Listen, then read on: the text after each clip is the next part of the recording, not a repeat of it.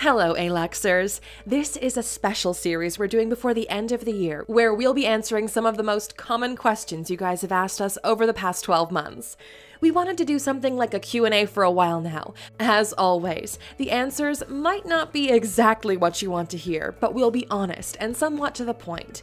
If this is your first time watching one of our videos, welcome! Click the subscribe button right now because we're providing massive value for the following days, and you don't want to miss it. With that out of the way, here's today's question. How do you get rich in a developing country? Short answer, you pay attention to what the developing countries have done and make it happen locally. Let's go through this together. Now, let's say you're living in what people call a developing country. First of all, you should be really proud about it. Some of the greatest minds come from places of struggle, and so do most businesses, because there isn't a bigger motivator than hunger. The way people get rich is they often observe trends and use the momentum these trends are bringing in order to increase their wealth. The biggest advantage a developing country has over those who are up at the front is they can see what the short-term future holds. Despite different cultures, people are pretty much the same and most of their needs are similar no matter where they live in the world.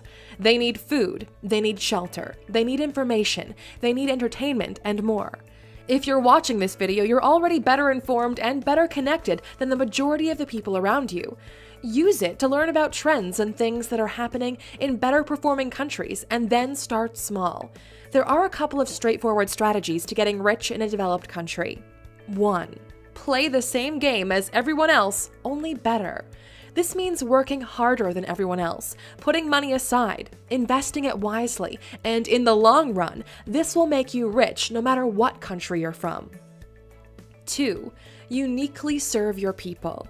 Nobody knows the needs of people in your country better than you do. In most cases, there are small niches or industries that the rest of the world doesn't care about. Start a business for your people addressing the specific niche alone. You will face some competition, but you're smart enough to outperform them. Okay, these two were boring ones. Let's get to the cool stuff. 3. Bring over a trend. Find a trend that's big in the US or Europe, which hasn't really penetrated your country, and jump hard on it. If something is cool in one place, it's really likely to have the same effect on people in your own country. This is because people respond to mostly the same needs. Easiest to start with are services. They don't demand big upfront costs, and you already have the same internet access in order to get the know-how. 4. Replicate your own market. This is different than our previous one. Here's how it works. Let's take Uber as an example. Massive company, rose very fast to billions of dollars in valuation, while focused on a very limited number of countries in the early stages. Smart people from developing countries saw that Uber is satisfying a need and moved quickly to build their own versions for the local demographic. This is the beautiful part. If you get traction, you're seeing a lot of financial success off of someone else's idea and proof of concept. If the big player tries to enter your market, you're already in the superior position, and it's more likely for them to try to acquire you and your customer base from scratch. In both cases, you win. 5. Leverage your currency against rich countries. People who live in rich countries are accustomed to paying more than your locals for the same service you can provide. The only goal is for you to be better than someone they can hire locally. All businesses are looking to cut costs, and the fact that you're living in a country with a low currency might be a blessing in disguise.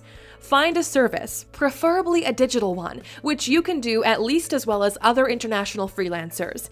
Because your currency is so low, you can undercut them from a price standpoint and still return more for you than you would do if you only serviced locally.